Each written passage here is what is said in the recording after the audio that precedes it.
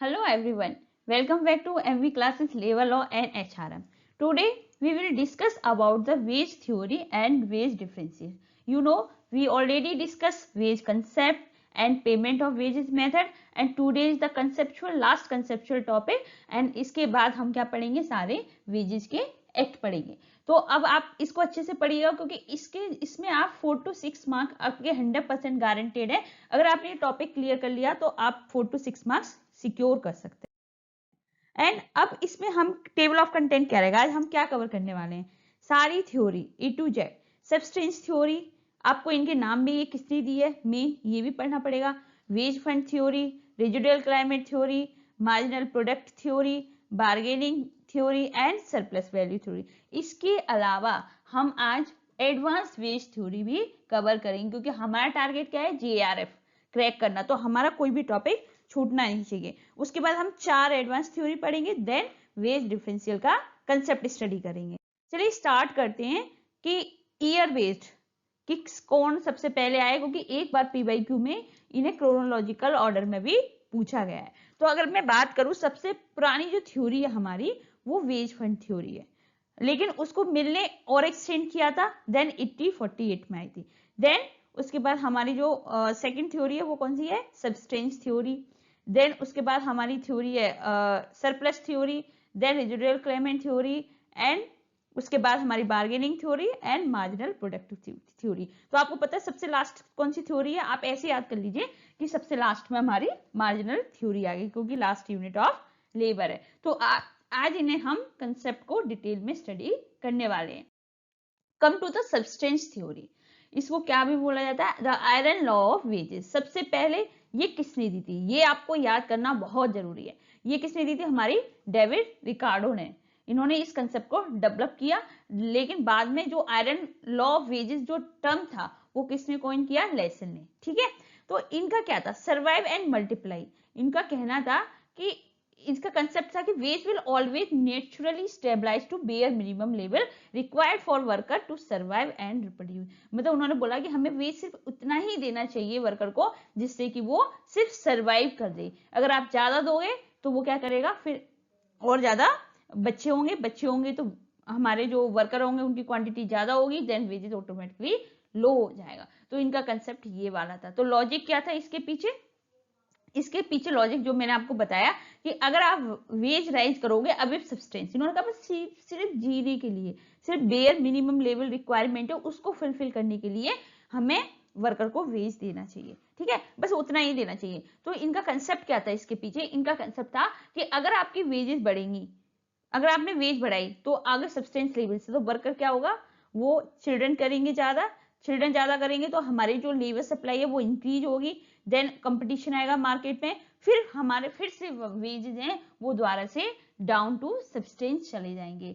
और अगर वेज बढ़ाया तब तो ये प्रॉब्लम आएगी। अगर आपने वेज सब्सटेंस लेवल से कम दिया तो क्या होगा, जो वर्कर है वो स्टार फील करेंगे। ठीक है मतलब आप कह सकते हो भूख का शिकार, स्टारवेशन, मेल न्यूट्रिशन हो जाएंगे, तो लेबर सप्लाई क्या हो जाएगी, हमारी कम हो जाएगी। तो इसलिए फिर द्वारा से वो मिनिमम जो सब्सटेंसेस है वहां पे फिर से आ जाएगा। तो आप इसका कंसेप्ट समझ पा रहे हो। तो इसको आपको माइंड में क्या रखना है, सबसे पहले आपका मेन है कि ये दी किसने, डेविड रिकार्डो ने, और आयरन लॉ ऑफ वेजेस जिसे जाना जाता है। और इसका क्या था, बस स्टेबलाइज बेयर मिनिमम लेवल हमें देना है उनको सर्वाइव करने के लिए। अगर उससे ज्यादा दिया तो वो चिल्ड्रन करेंगे, फिर इंक्रीज होगी लेबर और फिर से द्वारा वो उनकी वेजेस कम हो जाएंगी। अगर आपने उससे कम दिया तो फिर क्या होगा, वर्कर स्टार्व होंगे, भूखे मरेंगे, देन फिर से आपको मिनिमम तक लाना पड़ेगा। तो इसके अंदर फेटल फ्लू क्या, मतलब आप मान के चलो ये अज्यूम क्या कर रहा है, ह्यूमन बिहेव लाइक एनिमल।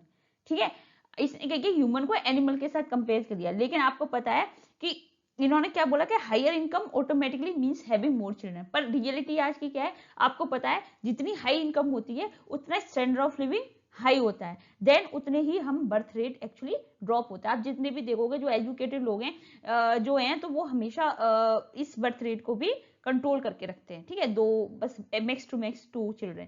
लेकिन अगर आप अनएजुकेटेड जितना जाओगे, जिनका लिविंग स्टैंडर्ड लो है या फिर जो वर्कर है उनका देखोगे उनको इस चीज में अवेयरनेस नहीं है। तो इन्होंने क्या किया, इस चीज को बिल्कुल अपोजिट कहा। दूसरी, इन्होंने पावर जो ट्रेड यूनियन की थी नेगोशिएट, उससे बिल्कुल इग्नोर कर दिया। तो आई होप आपको सब्सटेंस थ्योरी समझ आ गई हो। जस्ट लाइक दैट, अगर आपको सिर्फ उतना ही देना है जितना आप जिंदगी जी सको, अगर इससे ज्यादा किया तो आपको क्या होगा, बच्चे होंगे, फिर वो मार्केट में आ जाएगा, फिर से आपका वेज हो, इससे कम हुआ मतलब उसको भी सिर्फ उसी वेज में हमेशा चलते रहना है, ठीक है। Then come to the wage fund theory. ये क्या थी वेज फंड थ्योरी? ये किसने दी थी? एडम स्मिथ ने ओरिजिनेटेड की थी, बाद में इसे एक्सपेंड किसने दिया था? जॉन स्टुअर्ट मिल ने, ठीक है। तो ये पूछ लिया जाता है कि किसने ओरिजिनेट की, तो एडम स्मिथ, अगर और उसने बाद में किसने एक्सटेंड करी, तो जेएस मिल, शॉर्ट फॉर्म। इन्होंने, इनका कहना था कि वेज फंड जो होता है फिक्स पूल ऑफ मनी होता है, मतलब एकदम फिक्स होता है, ठीक है। आप एम्प्लॉय है predetermined fix fund of capital set as specifically to pay labour. तो उन्होंने बोला कि एक फिक्स अमाउंट है, आप उसको क्या कर सकते हो, बस इंक्रीज करने के लिए क्या कर सकते हो, या तो वर्कर को रिड्यूस कर सकते हो, अगर एक वर्कर की अगर आप बढ़ा भी देते हो तो दूसरी वर्कर की आपको क्या करना पड़ेगा, कट करना पड़ेगा। मतलब उनका कहने का मतलब था, जैसे फॉर एग्जांपल ये आपका फिक्स वेज फंड है, अगर आपको क्या करना है, अगर ज्यादा देना है तो या तो वर्कर को कम करोगे, और कम देना है तो एक के पास इतना हिस्सा आएगा और दूसरे के पास इतना, लेकिन उसमें एक्सपेंड करने का वेजेस का कोई भी रीजन नहीं था। इसमें प्रॉब्लम क्या थी, तो इन्होंने क्या बोला कि कैसे हम निकाल सकते हैं वेज कैसे निकालते हैं, wage fund divided by total number of worker, कितना हमारे पास वेज फंड है उसमें डिवाइड कर दो कितनी वर्कर है, फिर उसकी बेसिस पे डिवाइड कर दो। तो इन्होंने क्या किया, इन्होंने ट्रीट किया एज ए फंड को एज ए स्टैटिक। देखो मैं हर थ्योरी की क्यों कमी निकाली, क्योंकि हमें as a assessment reasoning basis पे देगा, कभी कभी क्वेश्चन वो ऐसे भी देता है, तो आपके माइंड में होना चाहिए ना कि इस थ्योरी में क्या कमी थी। तो इसमें क्या किया, फंड एज स्टैटिक माना, इसने बोल दिया कि अगर हाईली प्रोडक्टिव वर्कर होंगे तो ऑब्वियसली जो वेज फंड होगा हमारा वो इंक्रीज होगा, मतलब एक्सपेंड हो जाएगा टोटल बाई, सपोज करो इतना है हमारा, ठीक है, ये अभी मैंने बोला, अगर प्रोडक्टिविटी अच्छी होगी तो इसका क्या होगा, इतना और एक्सटेंड हो जाएगा, इतना एक्सटेंड हो जाएगा, तो वो कहीं ना कहीं वेजेस भी अच्छा मिलेगा। तो बाद में इसने अपनी थ्योरी को भी इसमें रिप्रेजेंट कर दिया। देखो जस्ट लाइक दैट, इन्होंने बोला कि हमारे पास तो इतना ही है वेज फंड, या तो हम ये कर सकते हैं टोटल वेज फंड है इक्वल शेयर कर सकते हैं, अगर आप ये चाहो और किसी का वेज बढ़ाना है तो अगर हमने एक को वेज बढ़ाया तो दूसरे का हमें क्या करना पड़ेगा, डाउन करना पड़ेगा। तो ये इसकी थ्योरी थी। तो इसमें आपको क्या याद रखना है, वेज जो फंड थ्योरी थी एडम स्मिथ ने दी थी और जेएस मिल ने एक्सप्लेन किया था। Then come to residual claimant theory. Residual claimant से मतलब समझते हैं जो बचा हुआ है, ठीक है, इनके नाम से देखो, इनको रिलेट करो कि जो बचा हुआ है वो लेबर को मिलेगा, labour gets the left over, जो बचा हुआ उससे बाद में लेबर को। तो ये सबसे पहले किसने दी थी, फ्रांसिस ए वॉकर ने दी थी। तो आप ये मान के करो एक बच्चा है उसका वॉकर है, ठीक है, हम लोग तो ऐसे ही याद करते थे, तो रेजिडुअल मतलब बच्चा, देन वॉकर, तो कौन यूज करता है, वॉकर बच्चा यूज करता है। तो इस तरीके से आप इनके नाम याद कर सकते हैं, एटलीस्ट 2 to 3 कर लो और आप उसके बेसिस पे मैच द फॉलोइंग कर सकते हो। तो इनका कहना था कि जो they are 4 factor of production होता है, मतलब प्रोडक्शन हमारी 4 चीजों से होता है। First one is land, then second capital, then entrepreneur and labour. तो वॉकर का कहना था कि जो रेंट है, इंटरेस्ट है, मतलब रेंट जो लैंड का है, इंटरेस्ट हमारा फाइनेंशियल, प्रॉफिट एंटरप्रेन्योरशिप का है, देन ये हमारे फिक्स्ड है, इंडिपेंडेंट इकोनॉमिक लॉ है, और लेबर है हमारा लास्ट ऑप्शन रेजिडुअल क्लेमेंट। मतलब पहले हमें क्या करना है, तो वेजेस कैसे निकालना है कि जो हमारा प्रॉपर प्रोडक्शन हुआ उसमें से हमने रेंट और इंटरेस्ट और प्रॉफिट सबको माइनस करके जो पैसा बचता है उसे हमें लेबर को दे देना है, ठीक है। तो ये बॉटम ऑफ बैरल है। तो इसमें क्या था, ये असेसर रीजनिंग के बेसिस पे आप इसको देख सकते हो, ये कंप्लीटली बैकवर्ड था मॉडर्न इकोनॉमी, क्योंकि आपको पता है हम देखें कि लेबर गेट्स पेड फर्स्ट, क्योंकि आपको पता है मिनिमम वेजेस एक्ट 1948 की बात करें तो उसमें ये फिक्स कॉस्ट है, ठीक है। It is the entrepreneur who take the ultimate, क्योंकि एंटरप्रेन्योर ही तो बिजनेस स्टार्ट करना है, तो उसका लास्ट ऑप्शन होना चाहिए कि जितना बचेगा वो उसका प्रॉफिट होगा। लेकिन इसने क्या किया कि लेबर को सबसे बचा हुआ मिला। Just look at this image, देखो ये 3-4 फैक्टर ऑफ प्रोडक्शन थे, land, capital, entrepreneur and labour, सबने अपना ले लिया, उसके बाद जो बचा वो हमारा लेबर है। तो आप इस इमेज से भी अपना आइडिया लगा सकते हो। Then come to the marginal productivity theory. Marginal productivity theory क्या है, paid for what you add, मतलब आपने क्या ऐड किया उसके बेसिस पर जो जितना वेजेज आएगा, रेवेन्यू आएगा, उसको आप वर्कर में डिस्ट्रीब्यूट कर लोगे। सबसे पहले ये दी किसने थी, ये दी किसने थी, जेबी, क्लार्क एंड विक्सटेड एंड वॉलरस, ठीक है, इन्होंने ये 3 थे जिन्होंने ये थ्योरी को दिया था। इनका कंसेप्ट था कि worker wage determined by value of output produced by the last worker hired. उन्होंने कहा कि वर्कर की वेज किसके बेसिस पे डिटरमाइन करिए, जितना जो लास्ट में वर्कर आया उसने कितना आउटपुट दिया, उसने कितना आउटपुट प्रोड्यूस किया, उसके बेसिस पे। मतलब लास्ट वर्कर हायर मतलब वो मार्जिनल है ना, जो आपने लास्ट वर्कर हायर किया तो उसने कितना आप प्रोड्यूस किया, उसके बेसिस पे हम वेजेस को डिवाइड कर देंगे। लॉजिक क्या है, employer will keep hiring worker until the cost of next worker wage exactly equal to revenue that worker will. मतलब एम्प्लॉयर क्या करता है, इसमें हम क्या करता है, वर्कर हायर करता रहता है, ठीक है, जब तक उसकी जो कॉस्ट है जो नेक्स्ट वर्कर वेज की किससे बराबर ना हो जाए, रेवेन्यू से, जितना वर्कर लेके नहीं आया। फॉर एग्जाम्पल आपने किसी कोई वर्कर हायर किया, ठीक है, अब उसने उतना ही अगर वो रेवेन्यू दे देगा जब तक वो हायर करता रहेगा, जब तक वो इतना रेवेन्यू जनरेट नहीं करेगा, जब तक वो कंटिन्यूअस वर्कर को हायर करेगा। अगर लास्ट ने 10 यूनिट प्रोड्यूस कर दी और जो उसने इक्वल रेवेन्यू दे दिया, then you can stop the hiring worker. तो वो जो लास्ट यूनिट है वर्कर की वो हमारी मार्जिनल कहलाती है। तो इन्होंने क्या किया, ये जो कंसेप्ट था वो किस पे था, परफेक्ट कंपटीशन। सपोज ये अज्यूम करके चल रहा है कि लेबर इज परफेक्टली मोबाइल, सारे वर्कर क्या है, इक्वली स्किल है, लेकिन रियलिटी में ऐसा नहीं होता ना। Employ perfectly know the value of 1 unit of output, और ना एम्प्लॉयर की पता है कि एक यूनिट आउटपुट की वैल्यू क्या होती है। तो ये real world Indian labour market में तो एग्जिस्ट नहीं करता, क्योंकि हर आपने इतनी ज्यादा अगर आप असेंबली लाइन देखो तो लेबर आपकी इक्वली स्किल नहीं हो, ऐसा 100% तो हो सकता है ना।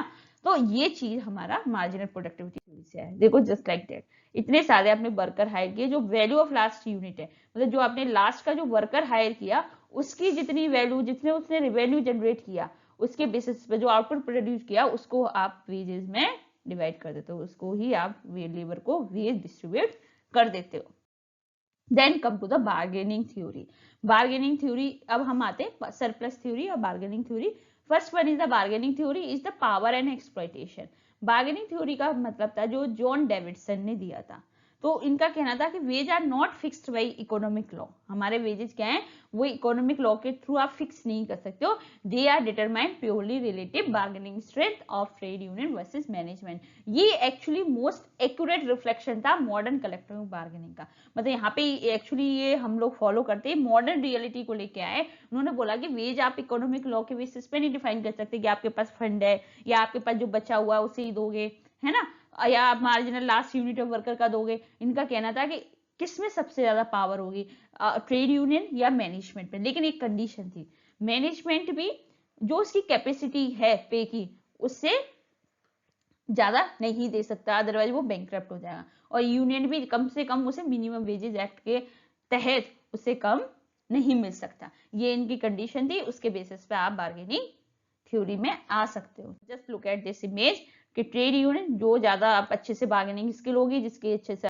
कन्विंस पावर होगी, वो उसके बेसिस पे उसको अच्छे से वेजेस मिल जाएगा। अगर यूनियन का अच्छा है तो उसे अपना डिमांड फुलफिल हो जाएगी, मैनेजमेंट का अच्छा है तो वो लोअर वेजेस पे वर्कर अग्री हो जाएंगे। Then come to the surplus value theory. इनका कहना था कि labour is the sole source of all value. जितना लेबर ही जितनी वैल्यू आ रही है किसी कंपनी में, वो सिंगल सोर्स है, वही मेहनत कर रहा है। तो कैपिटलिस्ट पे worker only a fraction of value they produce. उन्होंने बोला जो कैपिटलिस्ट है, मतलब जो ऑनर है, जो हमारे एम्प्लॉयर है, वो सिर्फ उनका फ्रैक्शन ऑफ वैल्यू करते जितना उन्होंने प्रोड्यूस किया, और सारा एज ए प्रॉफिट लेते हैं। जैसे कोई मान के चलो कोई वर्कर है, वो 24 आवर्स काम कर रहा है, ठीक है, तो उसका ऐसा नहीं कि उसने अगर एक्स्ट्रा काम किया तो उसको पूरा एक्स्ट्रा दोगे, नहीं, उसका सिर्फ 10% या फ्रैक्शंस में उसको मिलेगा और सारा रखेंगे। मतलब उनका पूरा डेली का जो वेजेस है वो भी उसे कंप्लीट नहीं दिया जाता। उसने जो जितना डेली काम किया उसका कुछ ही परसेंट हमारे जो वेजेस को, लेबर को दिया जाता है। तो ये क्या है, less of ways calculation tool है, क्योंकि यहाँ पे कोई कैलकुलेशन नहीं, मोर पॉलिटिकल क्रिटिक, कहीं ना कहीं ये पॉलिटिकल क्रिटिक्स के बेसिस पे है। तो देखो आप इमेज को देखो, ये इतना मेहनत कर रहा है, जो अपना जो कंटिन्यूस पूरे दिन काम करता है उसका सिर्फ 100% सपोज इसने काम किया तो उसमें से सिर्फ उससे 10% ही मिलेगा, 90% हमारा जो बिजनेस है, कैपिटलिस्ट है, वो रख लेगा। तो सरप्लस थ्योरी हमारी ये कहलाती है कि जो सरप्लस है उसे सबसे ज्यादा ऊपर वाला रखेगा, उसे बस थोड़ा मिनिमाइज देगा। तो मतलब जितना वो काम कर रहा है उसको उतना भी नहीं मिल रहा, ठीक है, ये हमारी कार्ल मार्क्स कहती है। देन कम टू द जो हम मैच द फॉलोइंग करेंगे, क्योंकि ये जेआरएफ अगर आप एग्जाम में अगर हम पीवाईक्यू सॉल्व कर रहे हो तो उसमें इसी तरीके से पूछा जाता है। तो सब्सटेंस थ्योरी किसने दी थी, हमारे डेविड रिकार्डो ने, ठीक है, डेविड रिकार्डो ने दी थी। और इसको iron law of wages term जो किसने दिया, वो लेसन ने दिया था। तो ये हमारा क्या था कि पॉपुलेशन, आयरन लॉ है पॉपुलेशन कंट्रोल, क्योंकि इसने क्या कहा था कि अगर आप इससे ज्यादा दोगे तो पॉपुलेशन इंक्रीज होगी और कम दोगे तो लोग भूखे मरेंगे, ठीक है। Then come to the wage fund theory, ये किसने दी, एडम स्मिथ ने दी थी। बाद में से एक्सपेंड किसने दिया था, जेएस मेल ने थे। इन्होंने बोला कि हमारे पास क्या है, फिक्स पूल ऑफ कैपिटल है और उसी में से हमें डिस्ट्रीब्यूट करना पड़ेगा।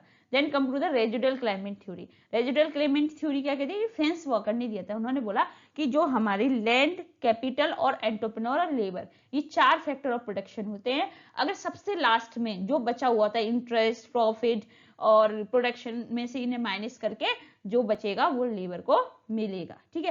Then come to the marginal product theory, ये किसने दी थी, जेबी क्लार्क ने दी थी। उन्होंने बोला जो लास्ट वर्कर आया उसने कितना यूनिट प्रोड्यूस किया, उसकी वैल्यू को ही वेजेस में हम दे देते हैं।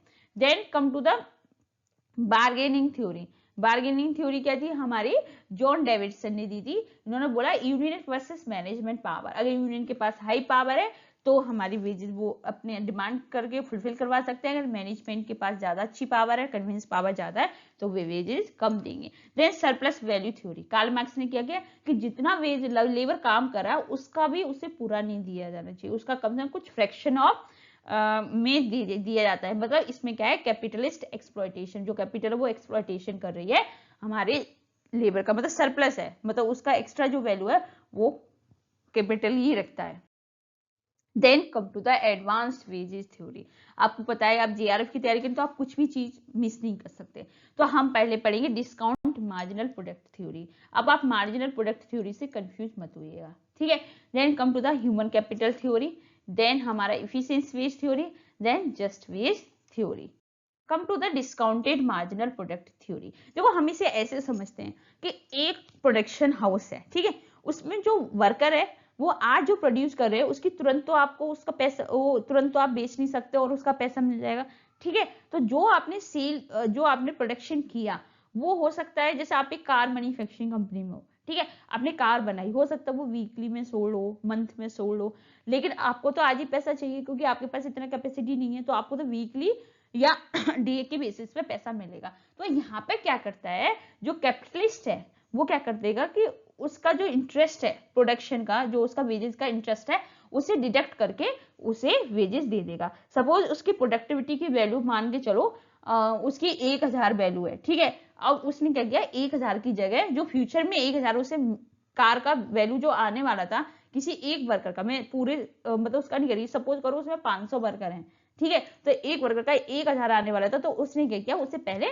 800 रुपए दे देने, ठीक है। तो ये कहलाता है डिस्काउंटेड मार्जिनल प्रोडक्टिव थ्योरी। अब देखो इसको समझते हैं, आई होप आपको समझ में आ रही हो। सबसे पहले ये किसने दी थी, एफडब्ल्यू टुसिंग ने, ठीक है। इनका मतलब इनका कहना था कि production take a time, production जब किसी चीज का करते हो तो उसमें टाइम लगता है और वर्कर को तो पैसा चाहिए होता है आज, ठीक है, क्योंकि but the product want be sold until tomorrow, और जब तक वो नहीं होता जब तक प्रोडक्ट का टुमारो छोड़ो, वीक मंथ टाइम लगेगा ना प्रोडक्ट बेचने में, लेकिन वर्कर को आज ही पैसा चाहिए। तो कैपिटल क्या करते हैं, मालिक क्या करते हैं कि उसका डिडक्ट कर देते हैं discount interest from the worker through marginal value, जो उसको एक मंथ बाद जो उसकी वैल्यू थी या जो प्रोडक्ट बिकने वाला था, बेचने वाले थे, उसकी जो वैल्यू थी उसमें से उसका इंटरेस्ट माइनस करके डिस्काउंट करके अभी तुरंत लेबर को दे देते हैं। ये कहलाती है डिस्काउंटेड मार्जिनल प्रोडक्टिव थ्योरी। अभी हम मार्जिनल प्रोडक्टिव में क्या बोले थे, जो लास्ट यूनिट वर्कर ने जो किया उसको हमने वेजेस दे दिया, लेकिन इसमें बोला कि उसकी भी वैल्यू को नहीं देना, उसकी वैल्यू में से भी उसका इंटरेस्ट माइनस करके डिस्काउंट करके जब वर्कर को देना है, ठीक है। द फॉर्मूला क्या है, wages equal to marginal productivity जितना आया और उसमें डिस्काउंट करके जब वर्कर को मिलेगा। तो ये क्या करता है, अगर जेबी क्लार्क का नाम आए तो याद रखना मार्जिनल प्रोडक्टिव थ्योरी है, और टुसिंग का नाम आए तो डिस्काउंटेड मार्जिनल प्रोडक्टिव थ्योरी है। Just look at this image, अगर आप और क्लियर समझो। कंसेप्चुअल ट्रांजेक्शन जैसे बोले, इंटरेस्ट एडवांस डिडक्शन आपने पहले से डिडक्ट कर दिया, ये मैनेजर है, ठीक है, ये हमारा वर्कर है, इसने क्या किया, अपना यूनिट प्रोवाइड करी, ये आपको क्या कर रहा है, प्रोडक्ट प्रोवाइड करा रहा है, ठीक है, आपने उसकी वैल्यू है $1000, ठीक, $100 है उसकी वैल्यू, ठीक है, जिसने जो प्रोडक्ट बनाया उसकी $100 है, और मैनेजर को क्या है, अभी तो वो बेचा नहीं, तो मैनेजर ने क्या किया, उसकी वैल्यू जितना काम किया उसके $100 की वैल्यू को भी माइनस करके आज उसे क्या कितना दिया है, $100 दिए, उसने क्या किया, डिस्काउंट कर दिया इंटरेस्ट को एडवांस में, मतलब उसे $100 देने की जगह उसने 80 दिया, उसको पहले से उसका पैसा डिडक्ट कर लिया। ये कहलाती है discount marginal productive theory. Then come to the human capital theory.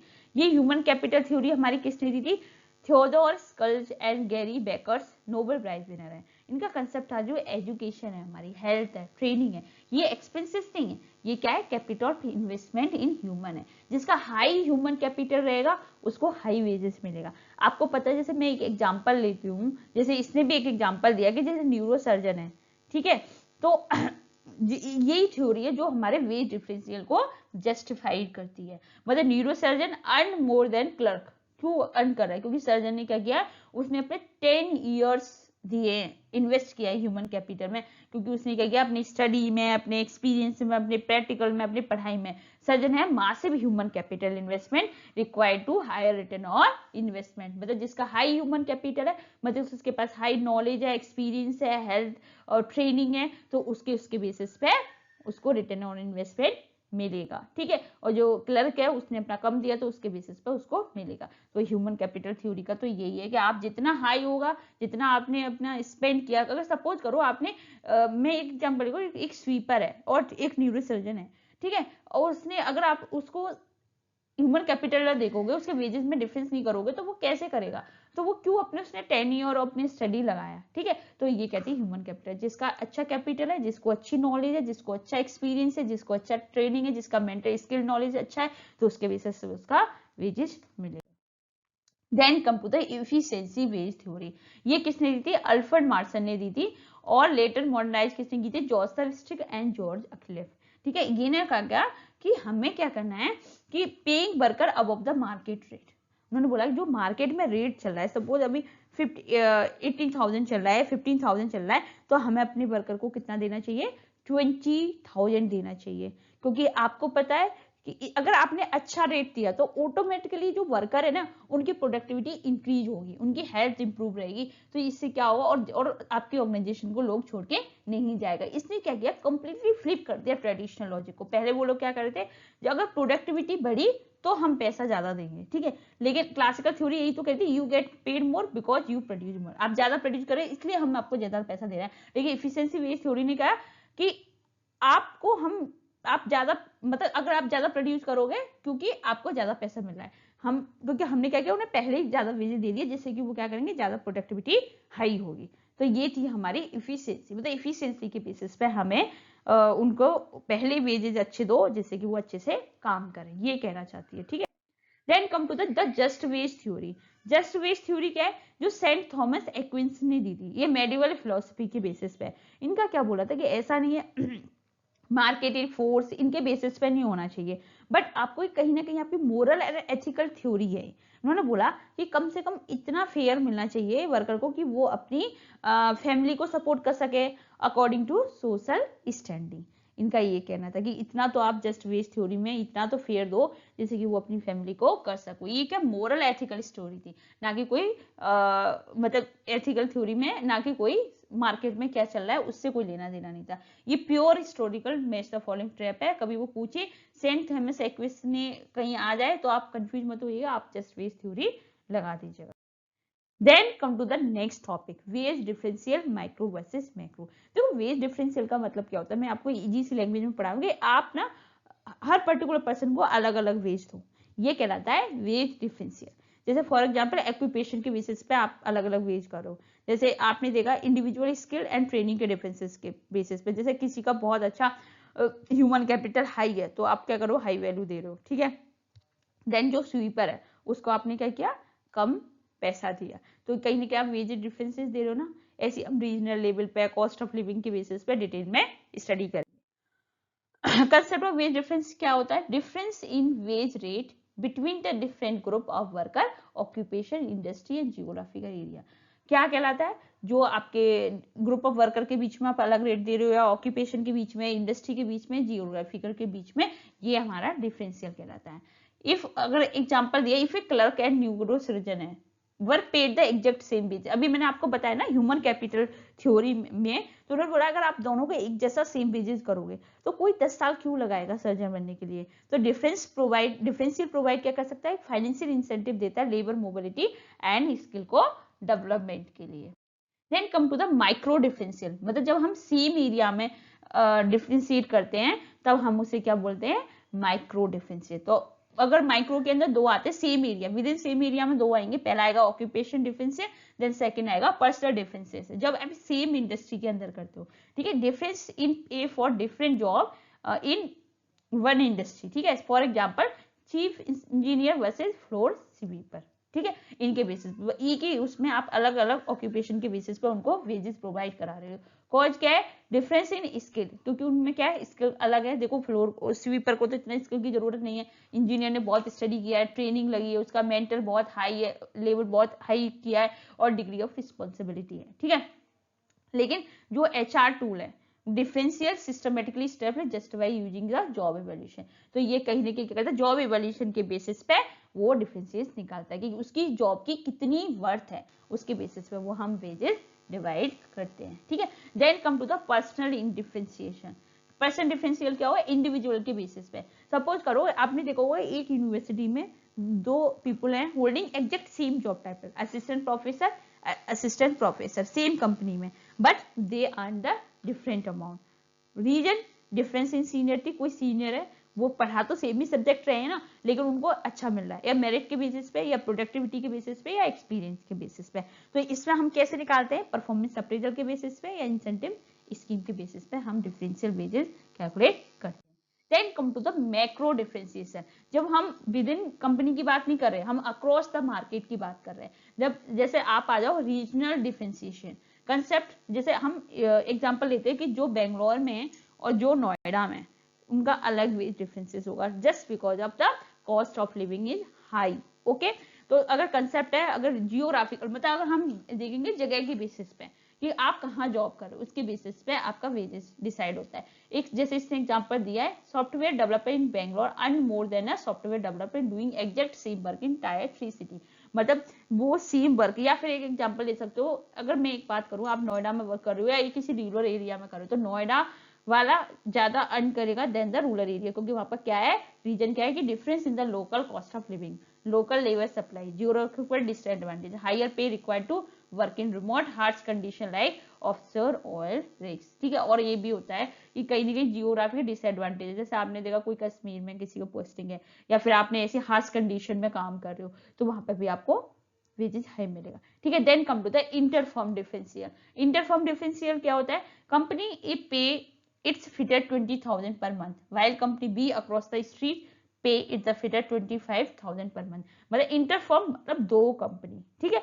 जब दो इंडस्ट्री, एक इंडस्ट्री सेम पोजीशन वालों को 20,000 दे रही है, दूसरी कंपनी सेम पोजीशन वाले को 25,000 पर मंथ दे रही है, तो इसका रीजन क्या है, कैपेसिटी टू पे, मतलब उसकी कंपनी हो सकता है ज्यादा प्रॉफिट में हो, इसलिए वो 25,000 पे कर सकती है। या मैनेजमेंट स्ट्रेटजी हो सकती है, लीडर वर्सेस मार्केट ले। लीडर पता है कौन होते हैं, जो हमेशा अबव द वेज देते हैं, मार्केट ले हमेशा डाउन करते हैं, तो उनकी हो सकता है कोई स्ट्रेटजी हो या बार्गेनिंग पावर हो, ठीक है। Then come to the inter industry difference. IT industry generally pay more than, अब इंटर इंडस्ट्री की बात आ गई। इंटर फॉर्म मतलब सेम कंपनी अलग अलग, इंटर इंडस्ट्री मतलब अलग अलग इंडस्ट्री, कोई टेक्सटाइल इंडस्ट्री कोई आईटी इंडस्ट्री। तो IT industry generally pay more than the textile manufacturing industry. क्यों, क्योंकि डिफरेंस है आपकी कैपिटल इंटेंसिटी में, टेक्नोलॉजिकल एडवांसमेंट में, overall value addition to industry to the economy. तो ये हमारे ऐसे 5 फैक्टर हैं। देन सेक्टोरियल डिफरेंशियल की बात करें, पब्लिक वर्सेस प्राइवेट सेक्टर। देखो डिफरेंस इन पे structure between government job in corporate job, reality क्या है, at the lower level clerk बात करें, अनस्किल बात करें, the public sector typically pay more than the private sector due to the strict evidence of minimum wages pay commission scale. अगर आप public sector की बात करें और वहां की क्लर्क या अनस्किल है, उनका अच्छा पे होगा कंपेयर टू प्राइवेट सेक्टर, क्योंकि आपको पता है जब आप पीएसयू में काम होता है तो आपको प्रॉपर मिनिमम वेजेस या पे कमीशन स्केल के बेसिस पे काम करना पड़ता है। At the executive managerial level, अगर हम मैनेजरियल लेवल की बात करें, लोअर लेवल में तो आपको पब्लिक को ज्यादा देना पड़ेगा, लेकिन अगर मैनेजर लेवल की बात करें तो private sector typically pay exponentially more than the public sector to aggressively compete for the top talent. तो यहाँ पर अगर एग्जीक्यूटिव पे सीयूडी आपने देखा होगा इतनी कभी कभी 50 लाख का पैकेज है, ठीक है, तो वो हमारा प्राइवेट में, क्योंकि उसको क्या करना है, टॉप टैलेंट में कम्पीट करना है, ठीक है, तो ये हमारा सेक्टर के बेसिस पे। देन लीगल रियलिटी और GRF trap. What is illegal? Constitution आपको पता है, आपको अब वेज डिफरेंशियल तो हमने पढ़ा लिया, लेकिन अब इनके बेसिस पे हमें दो ट्रैप है हम आपके। Constitution directive state principle state policy है, उन्होंने क्या बोला आर्टिकल 39 के अंदर कि state policy advocate equal pay for equal work for both men and women. अगर आपका similar kind, similar types, nature of work है तो आपको इक्वल पे करना पड़ेगा इक्वल वर्क के लिए, ठीक है। Legal enforcer equal remuneration act आया है 1976 से, उसमें आपको पता है सिमिलर काइंड ऑफ नेचर है तो आपको देना पड़ेगा। तो the act does not prohibit paying to people differently based on skill, seniority, output. Strictly prohibit paying to people differently doing the same और similar work based on sole on gender. तो इसका मतलब उस चीज को नहीं रोकता कि वहां पे आप डिफरेंटली पे कर सकते हो, जहां पे क्या है आपका सीनियरिटी या आउटपुट के बेसिस पे, आपकी स्किल के बेसिस पे। ये कब रोकता है? जब आप जेंडर में बाइसनेस करते हो, जब सेम टाइप ऑफ वर्क होता है, similar kind of nature work होता है, तब आप उनको वेज डिफरेंस करते हो, तब ये एक्ट आपको प्रोवाइड करता है। If company pay female worker less simply because they are women, this is differential is illegal. तो आपने देखा होगा, अगर आप मानो तो हमारे जो एक और है, तो आपने देखो जितनी भी हायर पोजीशन है ना, आप जरा देखना सबके, तो कहीं ना कहीं हमारा यहाँ भी मेल डोमिनेंट ही ज्यादा है। भले ये लॉ आ गए, लेकिन आप कभी देखना, सर्वे करना, जब मुझे बताना। Then come to the P by Q series. आपको पता है, आपने स्टडी किया, लेकिन बिना पी बाई क्यू आपको कितना आता है उसके बेसिस पे अब यहाँ पता चलेगा। Then come to the first question जो कि 2021 में आया। अब देखो असेसर रीजनिंग, अब एनटीए ने ना कंसेप्ट चेंज कर दिया। अब वो आपको डायरेक्टली पूछा, वो असेसर रीजनिंग के बेसिस पे पूछ लेता है।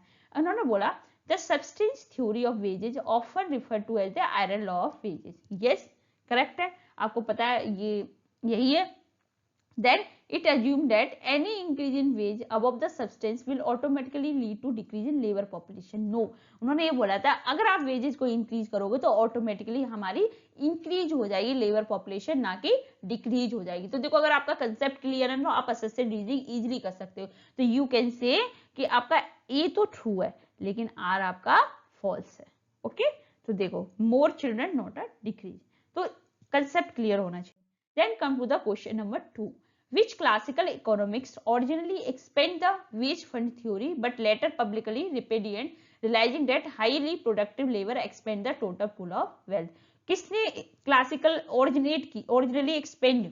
देखो पहला तो क्लासिकली, अब आपने इसमें दो चीज करनी है। ओरिजिनली जो दिया था वो हमारा वेज फंड थ्योरी एडमिनिस्ट्रेट ने दिया था, लेकिन एक्सपेंड किसने दिया था? हमारा जेएस मिल ने एक्सपेंड किया था। लेकिन बाद में क्या होता है, इसको रियलाइज किया कि यस ये क्या है, रेपुडिएट कर दिया कि नहीं, हम क्या कर सकते हैं, प्रोडक्टिविटी के थ्रू भी टोटल पूल ऑफ वेल्थ को इंप्रूव कर सकते हैं। ठीक है, तो अगर आपको अगर पूछा जाए तो देखो एडम स्मिथ ने ओरिजिनेट किया था और एक्सपेंड किसने दिया था? जेएस मिल ने। तो अगर आपको इसमें भी कंफ्यूज नहीं होना, ये क्वेश्चन भी आया है, इसलिए मैं आपको इसमें बार बार मेंशन करा रही हूँ। Then come to the question number 3. Francis Walker residual climate theory stated the labor get paid what if left over after paying which 3 factor of production. मैंने आपको बताया था 4 फैक्टर ऑफ प्रोडक्शन होते हैं, आपकी land, capital, entrepreneur and labour, और इनमें से जो हमारा बचा हुआ होता है वो हमारे लेबर को मिलता है। तो कौन कौन सा हमारा हो गया? Rent, interest and profit. Production में से ये तीनों चीज हम माइनस कर देते हैं। देन अब हमारे पास लेबर का आता है, तो हमारा आंसर नंबर है बी, प्योर मेमोरी टेस्ट। आप याद रखिएगा, लैंड मतलब रेंट, कैपिटल मतलब इंटरेस्ट, एंटरप्रेन्योर मतलब profit, labour got the result, जो बचा हुआ है वो लेबर को मिलेगा।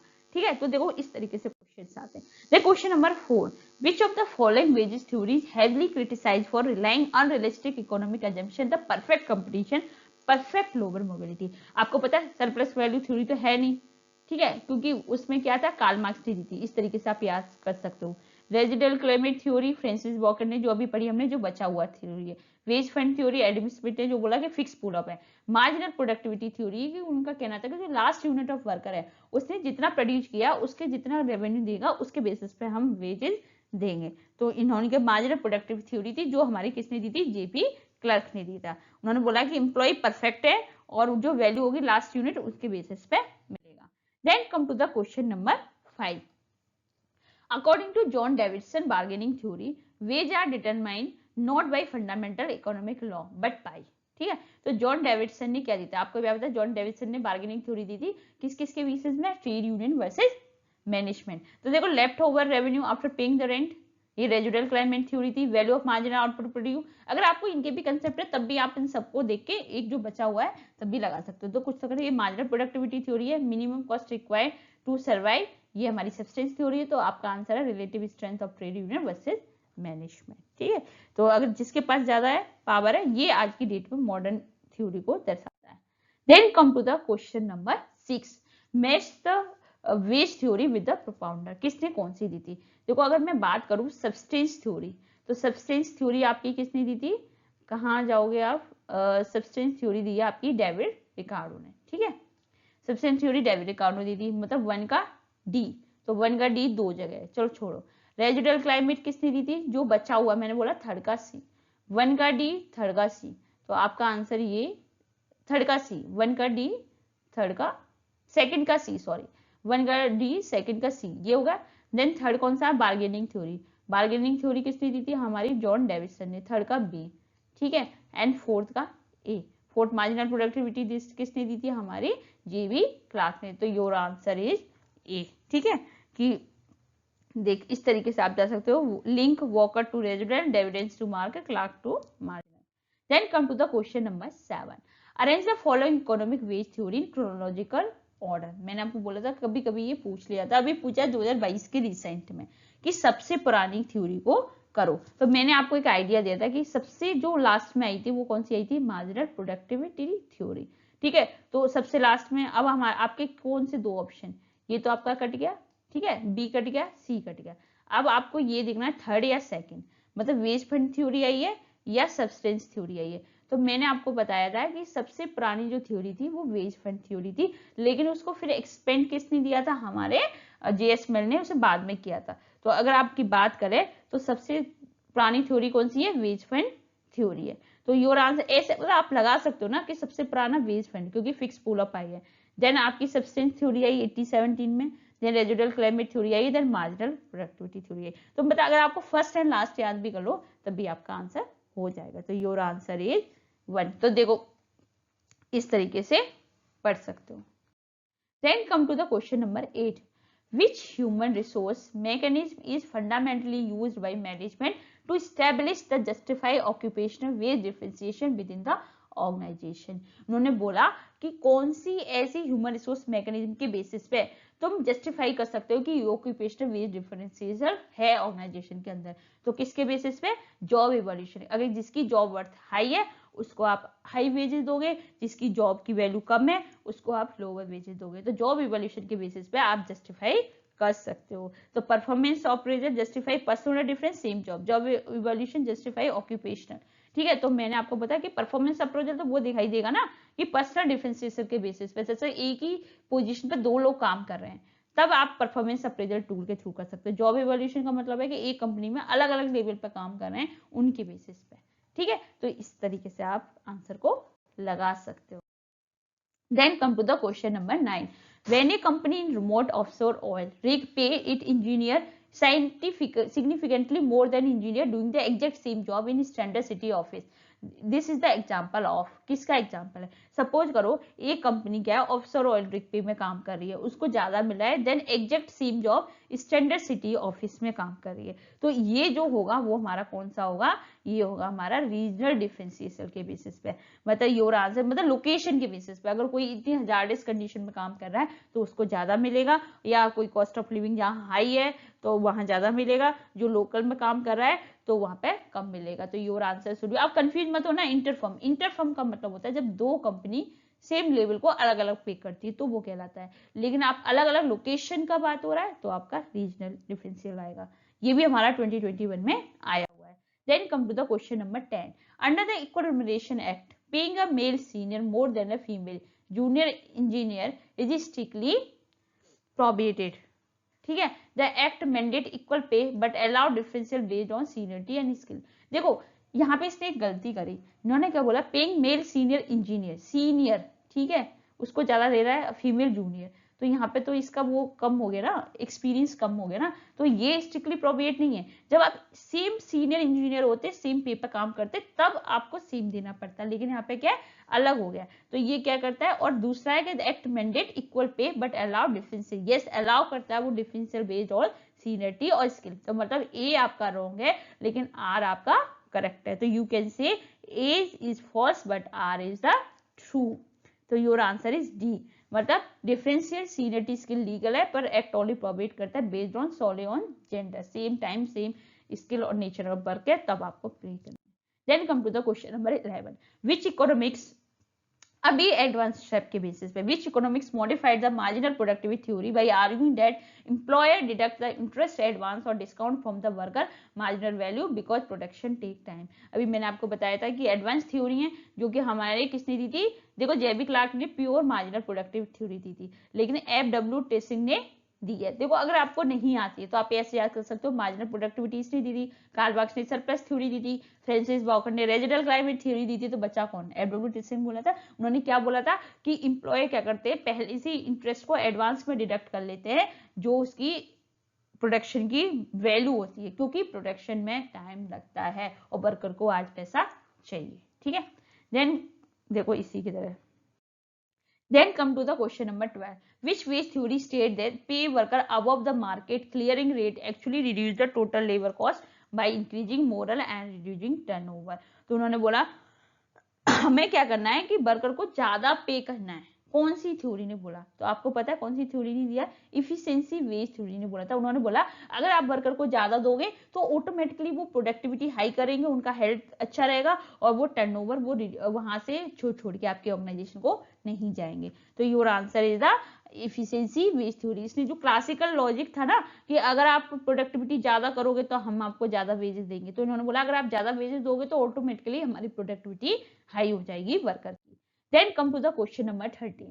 Under the human capital theory, expenditure on turning are treated as a sunk cost. ठीक है, the theory justifies wage differential because skilled worker require high return on their education investment. पहली बात तो ये है कि ह्यूमन कैपिटल ने ये कहा था जो एक्सपेंडिचर कर रहे हो आप टर्निंग का, वो एज ए इन्वेस्टमेंट है, ना कि आपकी संक कॉस्ट है। ठीक है, तो ये तो आपका रॉन्ग हो गया। थ्योरी जस्टिफाई करती है वेज डिफरेंशियल को because skill worker require a higher return on their education investment. Yes, तो ये आपका आंसर नंबर डी ए गलत है और आर आपका ट्रू है, इन्वेस्टमेंट है, संक कॉस्ट नहीं है। Then come to the question number 14. The concept that a wage should not be determined by market force, but rather by ethical standard that allow worker to maintain their social status। आपको पता है just wage theory ऐसी थी singer जिसने ये बोला था कि आपने मार्केटिंग फोर्स से नहीं, ये एडवांस थ्योरी है, आपको क्या है कि कम से कम वो अपनी फैमिली को सपोर्ट कर सके, अपने सोशल स्टेटस को मेंटेन कर रखे, इतना तो आपको देना चाहिए। ये एथिक्स के बेसिस पे थी। ठीक है, क्योंकि स्टूडेंट अगर सरप्लस की थ्योरी करो तो वहां पे तो ये है कि भैया वो तो अपना वो भी नहीं दे रहा, ठीक है, वो तो जितना कर रहा है ना वर्कर उसको उतना भी वेजेस दे दिया जा रहा है, उसका भी फ्रैक्शन में दिया जाता है। तो ये स्पेसिफिकली एक्विन ने दी थी just wage theory. Then come to the last MCQ, company A and company B operate in same city, ठीक है, एंड सेम प्रोडक्ट प्रोड्यूस कर रही है। सपोज एक टेक्सटाइल की दो कंपनी है, दोनों टेक्सटाइल की सेम मैन्युफैक्चरिंग है कि गर्ल्स वियर बना रहे हैं। अगर कंपनी ये पे 20% more because is highly profitable, this is example. In company में क्या सैलरी जो वेजेस है वो हाई दे रही है एक कंपनी अपने एम्प्लॉय को, जैसे इसने बोला एक दो कंपनी उसमें एक फिटर्स को 20% हाई दे रही है। तो ये एग्जाम्पल किसका है, आपको पता है ये इंटरफर्म डिफरेंशिएशन का एग्जाम्पल है कि जब दो कंपनी होती है आपकी सेम टाइप की है, अगर एक ज्यादा दे रही है एक कम दे रही है क्योंकि उसका कैपेसिटी पे ज्यादा है या उसको प्रॉफिट हो रहा है, तो ये come under the interfirm differential. ठीक है, आई होप आज हमारा जो वेजेस का कंसेप्ट है वो सारे क्लियर हो गए, जिसमें हमने वेजेस पढ़े, सारा वेजेस होता क्या है, कैसे बनता है हमारा वेजेस, फिर हमने सारे पेमेंट मेथड्स पढ़े, आज हमने थ्योरी वेज डिफरेंशियल्स पढ़े। अब नेक्स्ट वीडियो में हम वेजेस के लॉ पढ़ेंगे, जैसे minimum wages, payment wages of act. I hope आपको समझ में आ गया हो। अगर आप सीरियस लर्नर हैं तो मुझे कमेंट बॉक्स में आपने 15 एमसीक्यू में से आपके कितने करेक्ट हुए हैं मुझे जरूर मेंशन करें। Thank you so much, keep watching, keep sharing.